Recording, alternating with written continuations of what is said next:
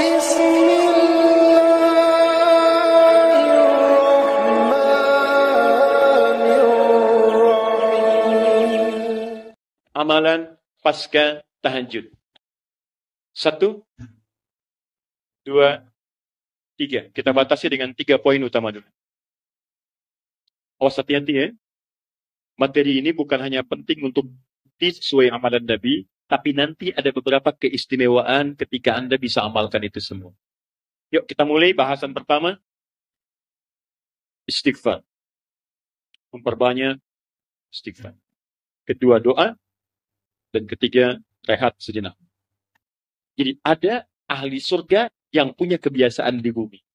Ada ahli surga yang punya kebiasaan di bumi. Kalau Anda ingin lihat ahli surga spesial, sedang ada di muka bumi, lihat orang yang rajin tahajud, yang pasca tahajud, salah satunya dia perbanyak istighfar kepada Allah Subhanahu wa Ta'ala. Ini poin ini.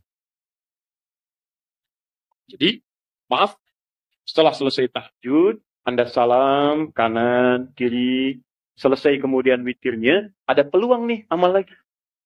Ya. Jangan langsung istirahat. Walaupun cuma 1 kalimat.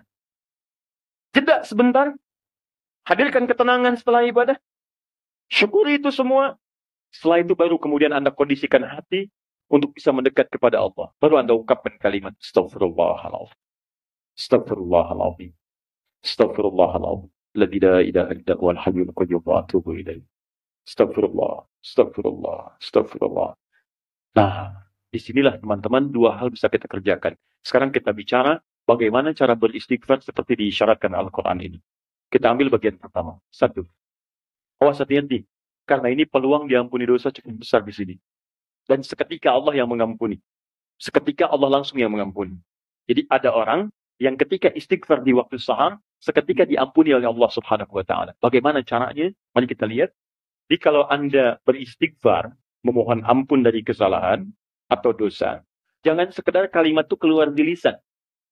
Hanya formalitas, ya Allah ampuni saya, ampuni saya.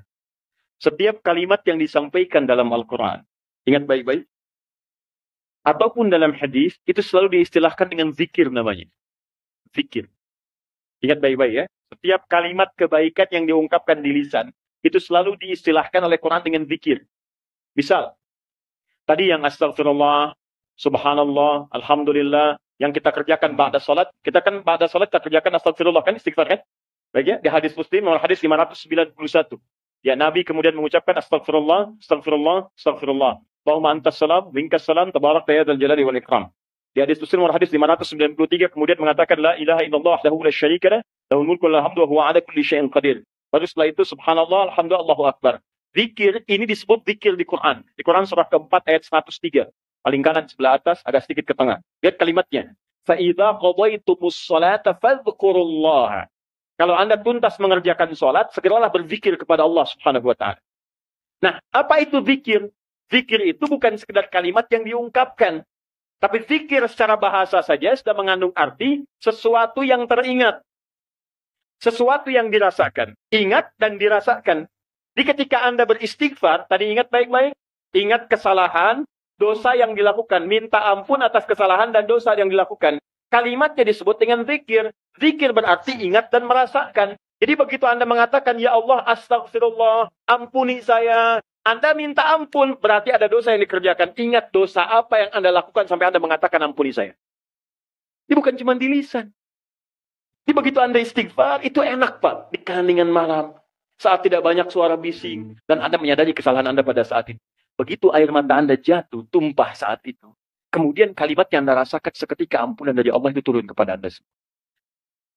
Itu yang pertama mesti Anda lakukan. Jadi begitu selesai tahajud, ingat-ingat, perbanyak istighfar. Hatinya nyaman. Setelah ketenangan itu ada, saya agak cepat, baru masuk ke nomor 2. Apa nomor 2 itu? Ini yang saya maksudkan. Awas kalimatnya hati-hati. Memperbanyak doa kepada Allah Subhanahu wa Ta'ala. Dan inilah doa yang paling cepat diijabah diantaranya oleh Allah Subhanahu wa Ta'ala. Doa yang dipanjatkan di keheningan akhir sepertiga malam, menjelang fajar, dalam keadaan pasca istighfar, bahkan langsung dikatakan di hadis qudsi, jika Anda meminta, maka tidak akan pernah ditolak. Siapa yang meminta, aku berikan. Siapa yang berdoa, aku kabulkan. Siapa yang istighfar, man istaghfara liya ghafartulah, aku ampuni semua dosa-dosanya. Aku ampuni semua dosa-dosanya. Anda bayangkan. Nah, setelah itu, dosa diampuni, tenang ada, tinggal Anda memohon kepada Allah. Siapa yang meminta, aku berikan. Siapa yang berdoa, aku kabulkan. Itu janji Allah di hadis qudsi. Dan hadis qudsi ini diriwayatkan langsung oleh 30 orang sahabat senior di Tobaqoh pertama, tingkat pertamanya. Dia yang menerima dari Nabi itu hampir semua sahabat yang senior, 30 orang. Anda minta tuh, di kesempatan. Mungkin inilah waktu yang doa-doa Anda yang dulu itu mungkin belum terkabul. Anda diminta berada di waktu itu. Kalau sudah diberikan waktunya, Anda tidak minta. Anda butuh waktu apa lagi?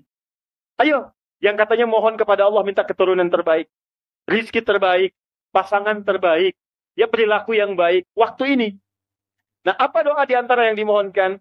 Ini saya tunjukkan ada di Abu Daud, nomor hadis 1427. Kemudian di At-Tirmidzi, nomor hadis 3566. 3566. Imam At-Tirmidzi di antara yang mendawamkan malamnya tahajud. Bahkan berdoa. Terus istighfar. Sampai buta matanya. Ya, orang bertanya, Syekh lima hakadha, kenapa Anda mesti seperti ini? Dia imam besar, ahli tahajud, ahli Quran, menulis juga Al-Jami' As-Sahih. Dia dikenal dengan Sunan At-Tirmidzi, ahli hadis juga. Tapi di akhir hidupnya banyak menangis sampai buta matanya. Ditanya kenapa sampai begini? Kata beliau, saya khawatir dan takut ketika diwafatkan dan menghadap kepada Allah, belum cukup bekal saya dipandang oleh Allah Subhanahu wa Ta'ala. Ada seorang imam sampai menangis mata buta.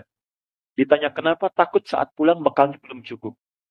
Ya, coba lihat kita. Imam bukan, makmum kadang-kadang. Cita-cita masuk surga, surganya Firdaus bersama Nabi lagi.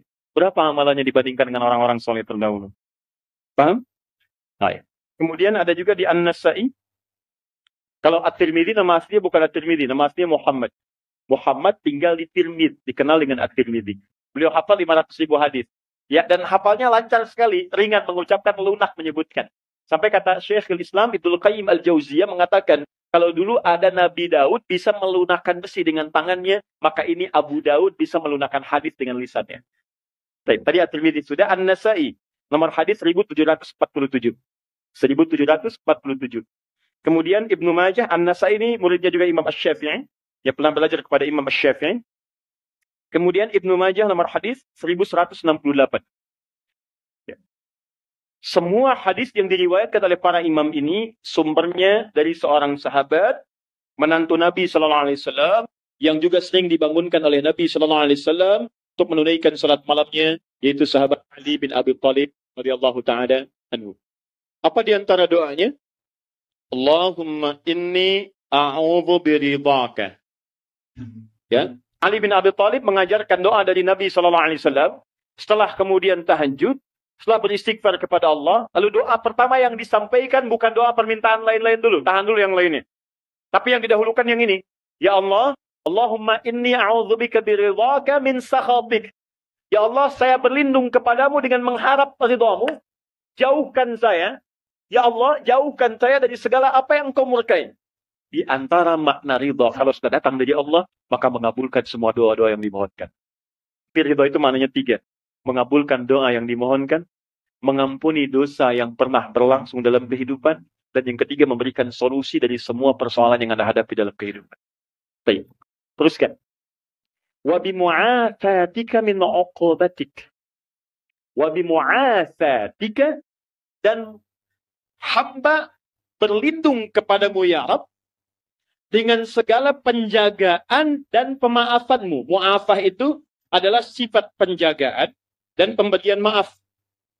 Anda dijaga oleh security, terjaga, nyaman Anda. Anak dijaga orang tua, nikmat, nyaman. Tapi apakah selamanya bersama security? Tidak. Selamanya bersama orang tua, mungkin terpisah. Kalau Anda titipkan diri Anda kepada Allah, maka siapa yang bisa mengganggu Anda dalam kehidupan?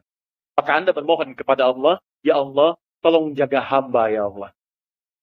Dan kalau salah, tolong maafkan hamba. Dan yang lebih hamba mohonkan, tolong jaga hamba dari uqubatik, dari hukuman-hukuman. Nah, hukuman dunia dan siksa akhirat itu disebut dengan uqubah. Maka Anda bermohon kepada Allah, ya Allah, kalau ada perilaku saya yang tidak baik, yang bisa menghadirkan percepatan hukuman di dunia, mohon lindungi saya. Lindungi saya, Allah. Karena Anda tidak tahu sedang mengerjakan apa yang mungkin Allah murka dengan Anda.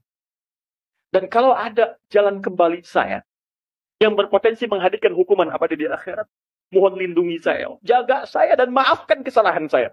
Karena kalau cuma dijaga nggak ada pemaafan, masuk juga ke situ. Tapi ketika Anda dimaafkan dari kesalahan-kesalahan Anda, dijaga oleh Allah ketika saat itu, maka nikmat yang Anda peroleh pada saat itu. Paham ya?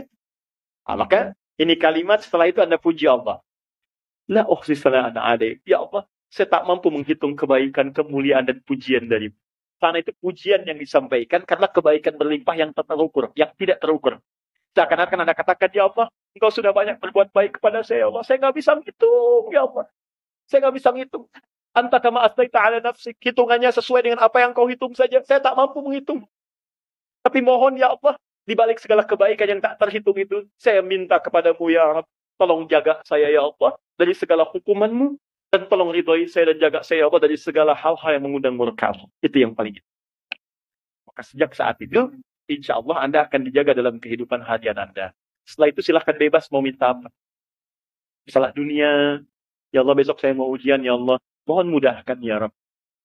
Yang ketiga, ingat setelah tadi istighfar, kemudian berdoa. Setelah itu rehat sejenak untuk persiapan subuh. Jadi begitu sudah istirahat sejenak, nanti begitu subuh segar kembali kita. Segar, enak, nyaman. Begitu Allahu Akbar, subuh sudah siap. Ya, kalau wudhu batal, perbaiki wudhu. Kalau tidak, kita sudah dalam keadaan tenang. Boleh. Sandaran. Nah, itu sunnah. Ketika Anda melakukan itu karena petunjuk hadis, maka Anda dapat pahala. Paling enak. Tidur dapat pahala. Bayangkan. Sandaran dapat pahala. Itu paling indah. Nah, saya pernah lakukan ini, teman-teman sekalian. Itu waktu di pesantren tuh. Ya, malam ke masjid. Kalau ujian orang ke kelas, kadang-kadang dia ke kelas sampai larut malam, saya ke masjid. Bawa buku juga kita. Ya. Kemudian malamnya sholat. Ya, kemudian setelah itu kita istighfar, berdoa, minta. Ketiduran tuh sebentar. Ya, kalau ke masjid itu kenapa ketiduran di masjid paling enak? Karena menjelang subuh pasti orang ke masjid semua kan? Pasti bangun tuh. Baik. Hampir setiap saya tertidur itu selalu bermimpi kerjain soal, bangun lagi, alhamdulillah, sholat. Begitu masuk ruangan ujian, soalnya persis seperti yang dilihat tadi malam. Itu selesai. Pernah satu kali dibagikan, begitu dibagikan kayak semalam nih. Ya, saya isiin aja tuh. Begitu selesai bagikan, saya selesai mengerjakan ini. Saya bilang saya selesai Pak. Selesai katanya. Kan baru saya bagi, tapi saya selesai. Diambil oleh beliau, dilihat. Nah, sementara ke depan dulu nak ya. Kamu duduk di depan di sini, tolong lihat teman-teman yang sedang mengerjakan ujian, Bapak beresin habilitasi dulu.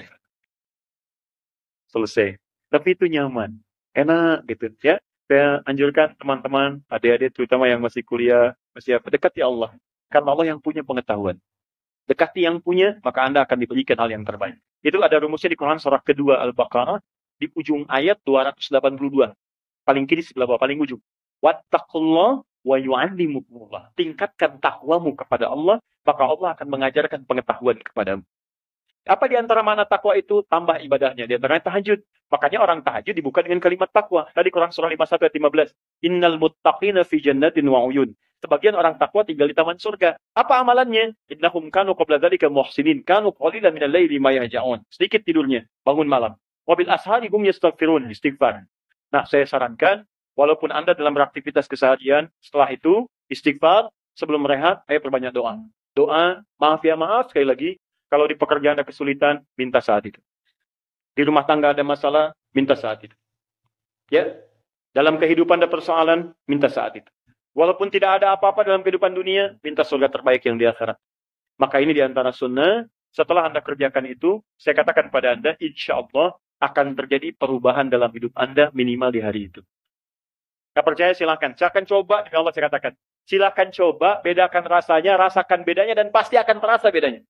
Bangun malam ini, siapkan, kompak dengan keluarga, Anda kompak aja, mah kita bangun jam sekian ya, anak-anak kita bangunin deh, kita bangunin.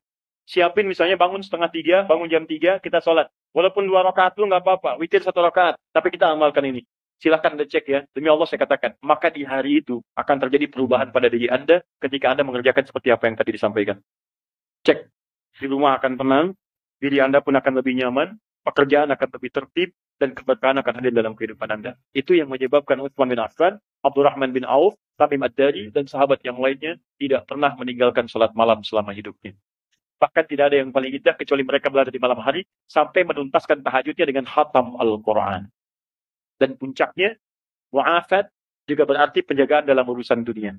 Kalau Anda sudah rajin tahajud, maka Anda akan dijaga oleh Allah dari semua kemungkinan yang mengganggu Anda dalam kehidupan. Allah jadi pembela Anda.